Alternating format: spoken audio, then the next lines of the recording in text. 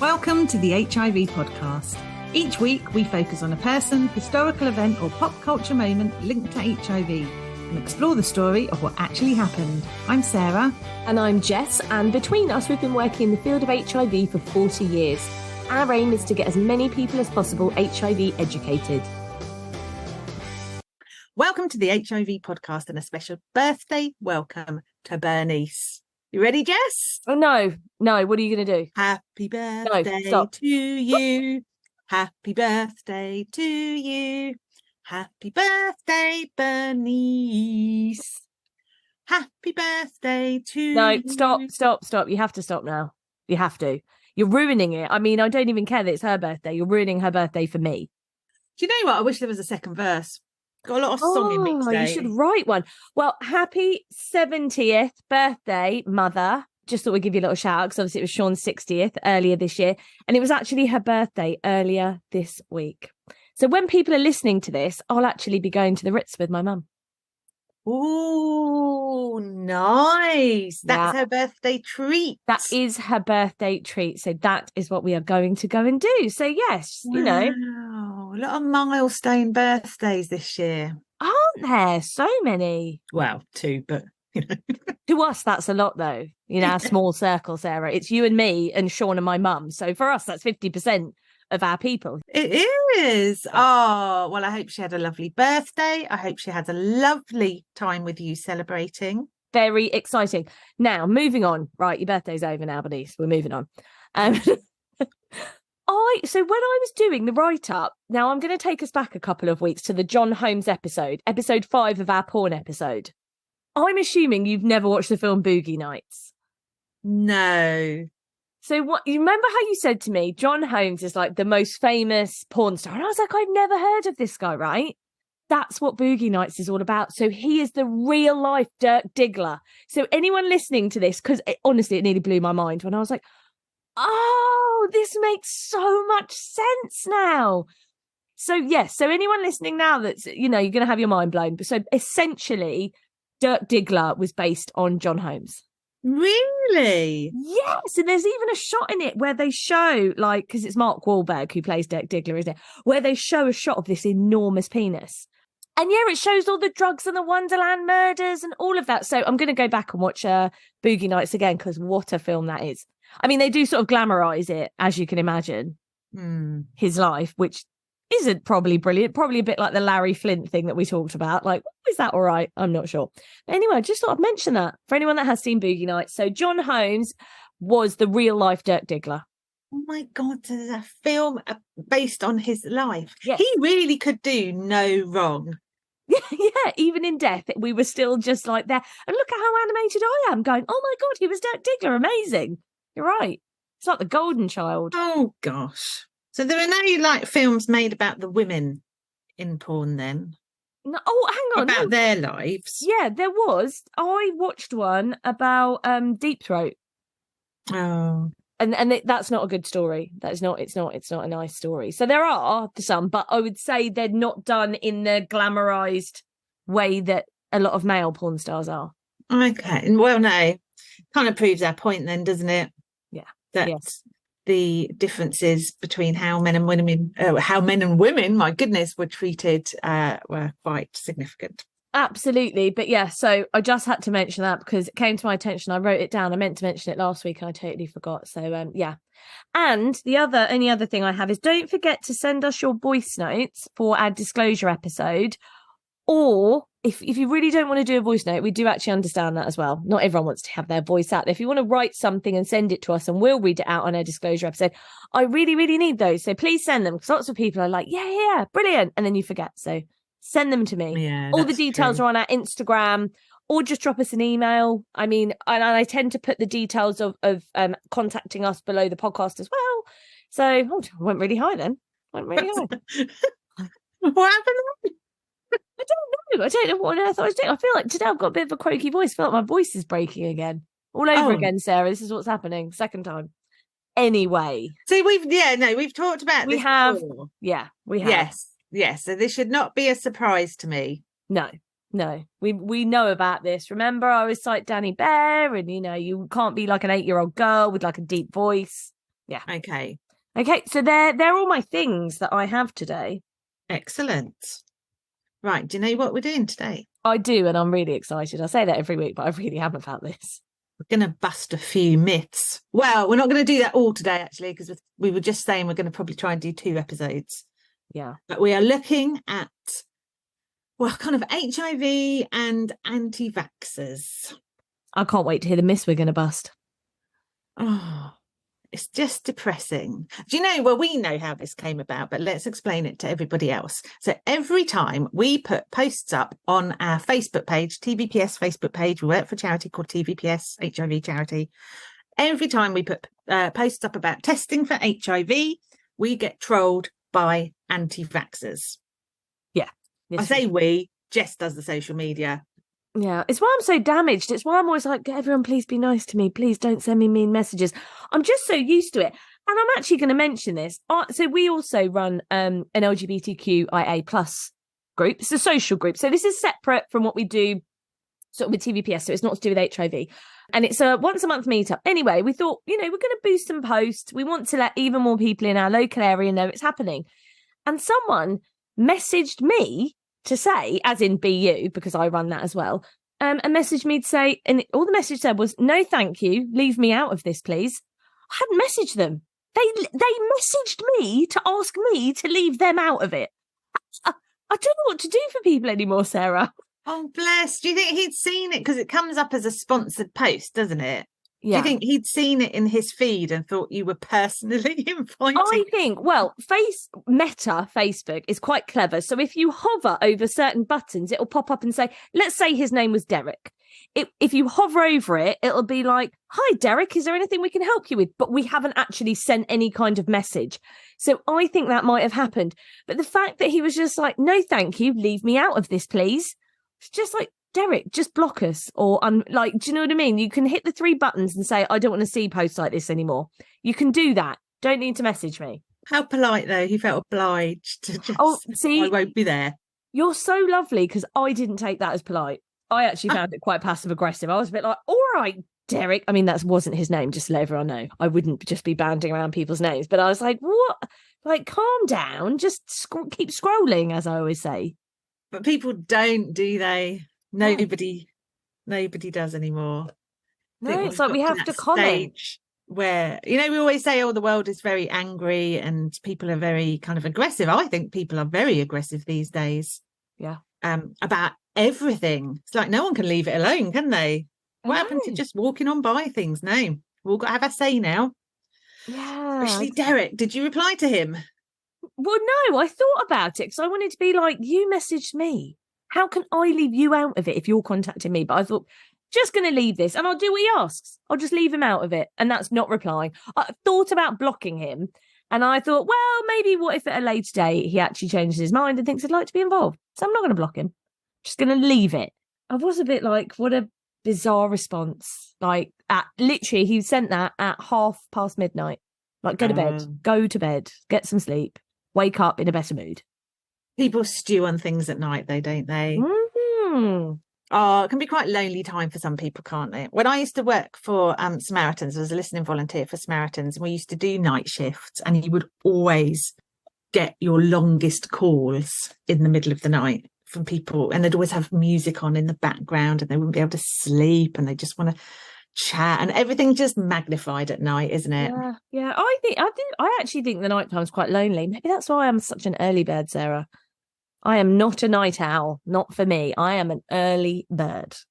Well, I probably am more early too. Not as early as you, but yeah, I think, nighttime can be difficult. Yeah, You know what we should do if we ever find nighttime's difficult? Just listen to our podcast. Oh, that'd keep me up, Sarah, because I'd be just chuckling away. I'd be like, oh, what will we say next? Aren't we hilarious? And that is why we've been shortlisted. Did you see our finalist posts?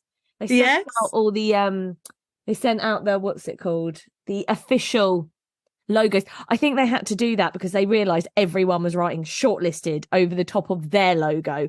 And I think they suddenly realised, they were like, oh yeah, we should have probably sent something out that people can use. So got our little finalist logos up. Sarah, we should do like a sleep podcast, a relaxing sleep podcast. I don't think either of us have got relaxing voices. Do you not? I No. don't know. What about this? If you want to do a sleep podcast, get on to Stephen Hart. Oh yeah, he does. Yeah, he's got a good voice for that, hasn't he? I would start off quite calm and then something would distract me and I'd forget and then I'd just go a bit squeaky. No, it's not. Yeah, you need like a very low tone like that, don't you? I listen to like a meditation and this woman has the nicest voice, like, and it's low and quiet and yeah, you're right. It's not for me. Oh, I don't know his name. I follow someone on Instagram who does something very similar. He just talks into the camera. I mean, he's very good looking, so that does help. But he'll be like, at this moment in the day, you're all good, all safe. I really buy into it. I'm just like, yes, I am. He's so lovely as well. I love those.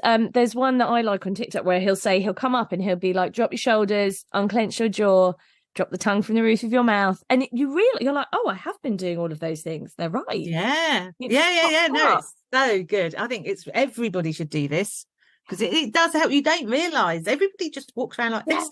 Yeah, exactly. Your shoulders are like up by your ears, aren't they? And you don't realise as the day's gone on and you're holding on to so much stress. Like it's actually, I've been over the weekend, I've been trying to prepare my ice bath ready. So I've been giving it a bit of a wash because now it's getting cooler.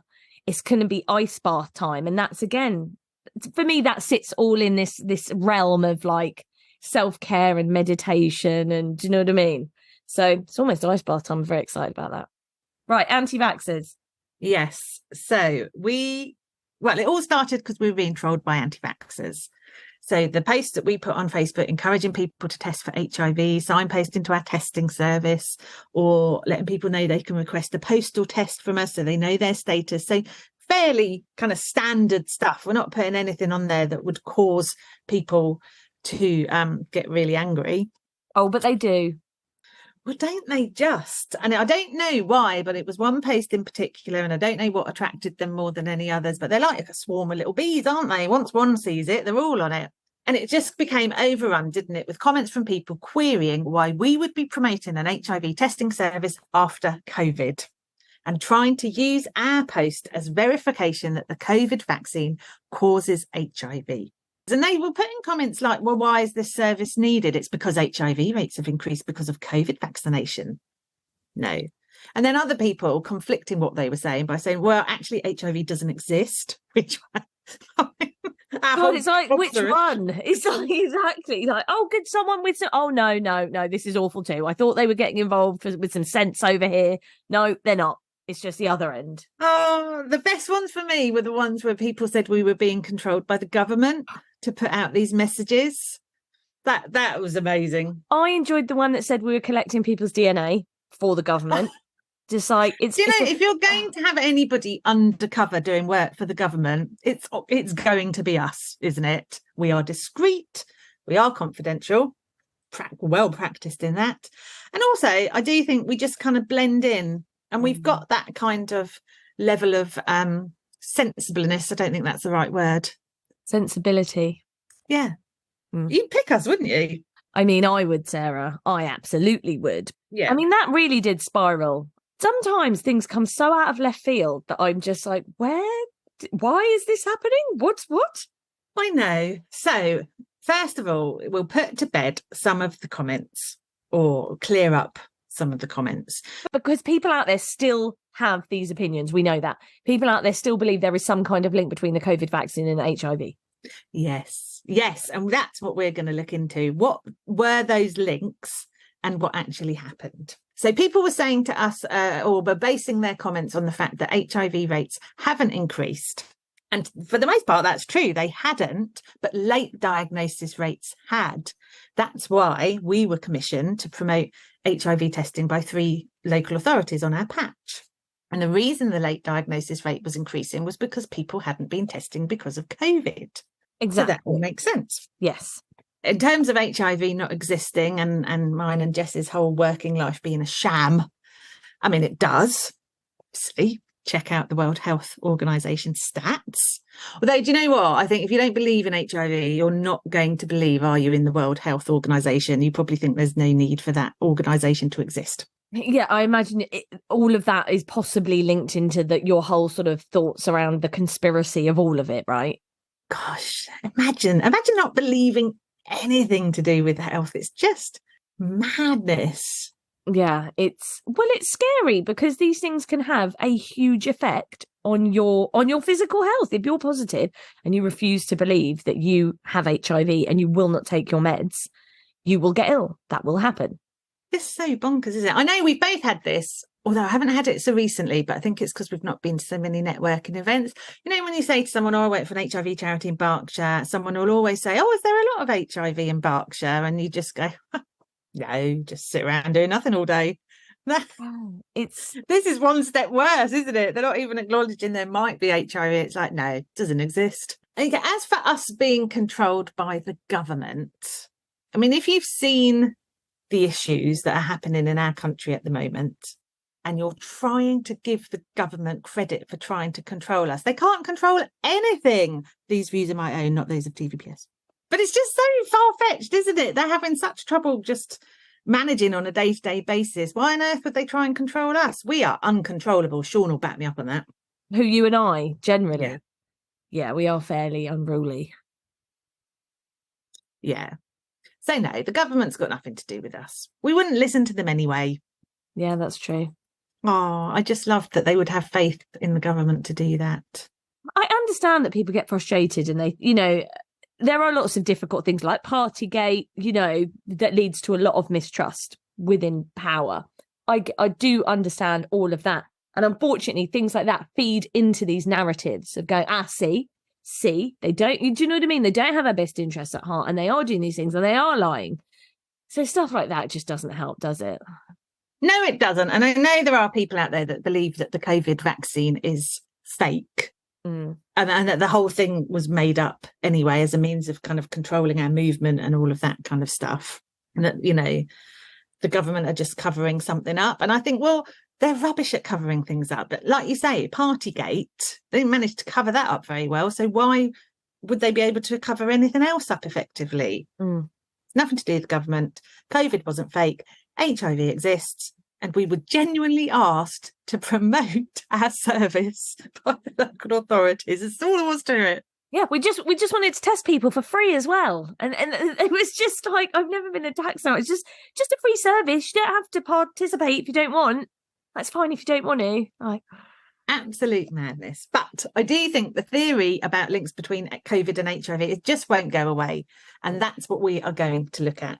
We're going to set the record straight. We're going to stop all this bonkersness. So firstly, what are people basing their opinions on that HIV is caused by the COVID vaccines? I'm going to present you with my first piece of evidence, Jess. I love this, like we're in a courtroom. This is brilliant. Yes. Oh, and I've got toilet rolls I can stick all over me. It's for a wig. Yes. Next week, Sarah, because this is going to be 2 episodes, isn't it? I think so. It's a lot to get through in one episode. And with the amount we drivel on, it will be almost impossible to get through it all. Yes, it will be. So next week, maybe I might fashion myself a wig. Can I be bothered? Anyway, it's a busy week. There's a lot going on.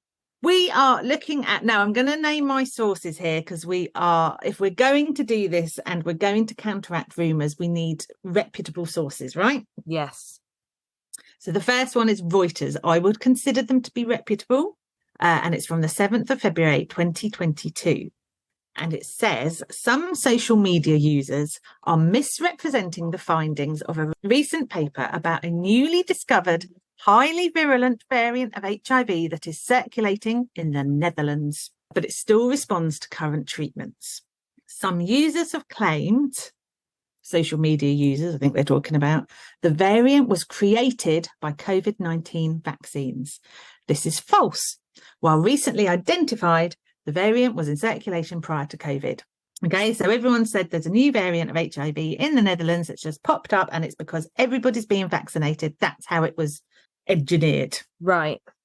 So scientists analysed affected patients and discovered patients were infected between the 2000s and early 2010. So it just hadn't been identified as a new strain. So can I see where people are coming from? COVID comes along, vaccine comes along, and then they announce there's a new strain of HIV. It's a tenuous link in my book. You could say that about lots of things, couldn't you? But I suppose is what feeds into this, actually. We forget, and we've talked about this before, the fear at the time. Is that what's really feeding into it? It's just that fear of like, what on earth is going on? We don't know what's happening. We don't know. I don't know. Was that part of this? Let's look at what people put on. Our Twitter's amazing, isn't it, for anti-vaxxers? And everybody thinks they're a scientist. Yeah. And we are not scientists. We're always very clear that we have no scientific training, no medical training at all. But I think even I wouldn't be swayed by this. So one person on Twitter wrote, "What will you do when it's found that HIV is in the vaccine via spike protein?" What does that mean? Exactly. And then they've put new HIV strain found in the Netherlands, highly infectious variant makes people ill twice as quick. There are no coincidences. Well, I mean, that's wrong, isn't it, in itself, just as a small part of a statement. There are coincidences. Someone else has put a serious outbreak of HIV cases found in the Netherlands, source Daily Mail. Any connection with the COVID jabs, I wonder. I know. It's what people are like. Is this just another reason, though, of why, like, not to take it? Is this another way that people convince themselves, no, well, I won't because of this? Is that why? I just don't understand how people now have it's not even confidence, is it? Well, maybe it is confidence. I would never put something out on my social media platforms that was conspiracy that I've put together in my head and said, oh, yeah, there's a definite link here, without looking into it further, because you risk making yourself look a bit silly. Yeah, and yet there's so many people in the world that just do not care. Because I think they truly believe it. I think, I don't want people to sit here thinking we're just, being like, oh, people can't think. You can think whatever you want to think. We're not sitting here laughing at people and being mean. This is really serious, the fact that people are saying that, there was HIV in the COVID vaccine. But I think what we probably miss is, and there was a really interesting program on Netflix. Oh, I can't remember what it was called, but it was about social media. I think we've talked about this before. And once you start looking into something or you show interest, you will get all of those adverts and all of those groups. And even if it's like total misinformation, and they've said that, and fake news, you will just get pummeled with that. And so I actually think an awful lot of these people believe these things to be true, believe they're reading news that is essentially fake news. And then they start to not trust the mainstream media. Yes. Oh, I see. Oh, that puts a little bit of a different perspective on it for me then. Because initially I'm like, why are people being so ignorant? But actually, if, like you say, maybe it's not being done on purpose. Maybe it's your sources of information. You're flooded with one source of information, so you're more likely to believe that. There is a lot of fake news. And I think if you're engaged with that, I can understand how you probably think you're totally in the right and nobody understands you and you need to get the word out there. I mean, we're just a small charity, though. I think that's why we're always quite shocked. We're like this small charity just offering like a free service. And like Sarah said, commissioned by the local authority. And people are like, you're working for the government. It's just like, calm down, everyone. Calm down. We are working for the government. I would say that we are massively underpaid. Oh, right. And if we are working for the government, I want someone to actually tell me. I feel like I'm one of those spies where no one's actually let me know. Do you know what I mean? What's happening? Maybe we are. Maybe no one's told us. That's what I'm saying. And then one day someone will say a code word in like a film and we'll be like, activated. Going to double check that contract we got from the local authority. Check the small print. Exactly. Okay. Should we do the science behind this? Yeah. So the University of Oxford researchers published a study on the 3rd of February 2022. I feel it was just all bad timing, to be honest. And it's in the journal Science. And they were saying we found this new virulent variant of subtype B HIV-1. They were basing this on the fact that 109 individuals had been infected. 107 of those are in the Netherlands. One is in Switzerland, one is in Belgium. So it's kind of contained quite well. I mean, my first question would be, why Netherlands? They're a nice bunch of people, pretty laid back. It's virulent, but it hasn't spread that far. pick an area with much higher HIV prevalence. I mean, are you going to tell us why it's sort of popped up? Well, let's have a look. So Professor Christoph Fraser, he works for Uni of Oxford's Big Data Institute and the Nuffield Department of Medicine.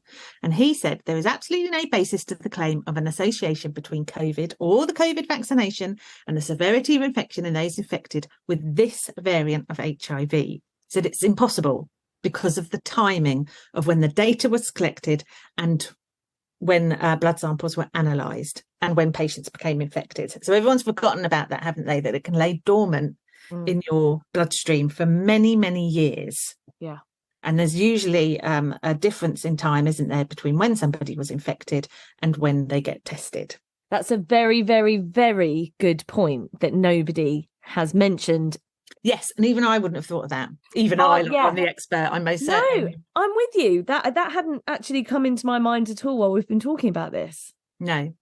So they used genetic sequencing, and that suggested that the variant could have arisen in the 1990s. So it's been around for a long time. No one's ever spotted it as a different subtype to the others that they already have. So Fraser said they used genetic diversity of the viruses within the lineage. We constructed a family tree of the viruses and used a molecular clock to date the emergence. Imagine having the knowledge to be able to do those things. That's nuts.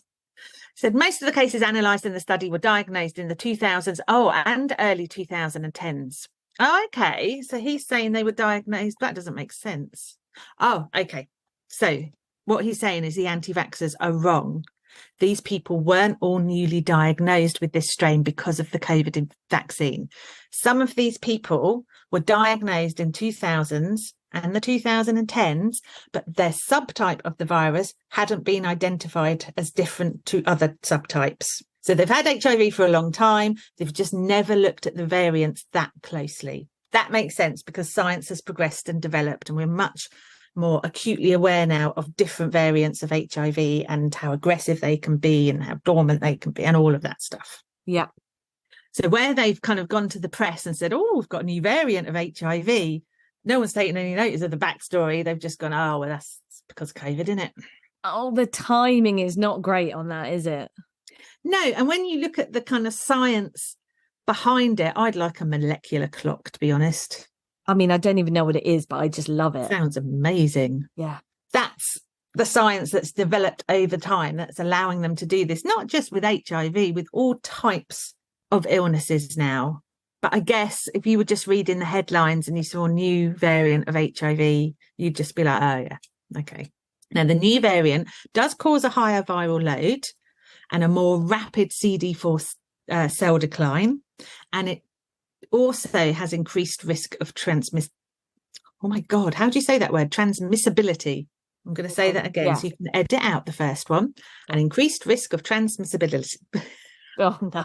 Go on, try you again. You can say it. And an increased risk of transmissibility. There you go. Thank you very much. You're welcome. So you can see again where they're coming from, because if you kind of read, I don't know, the headline and then the first paragraph where it's saying all of these things, again, I suppose you could think, oh, well, this is a really nasty strain of HIV and, you know, where's it come from? And still can't see how you'd link it to COVID, but there you go. Anyway, they went on to say that once you've got on HIV medication, that variant responds in almost exactly the same way as any other variant, in that it responds to treatment.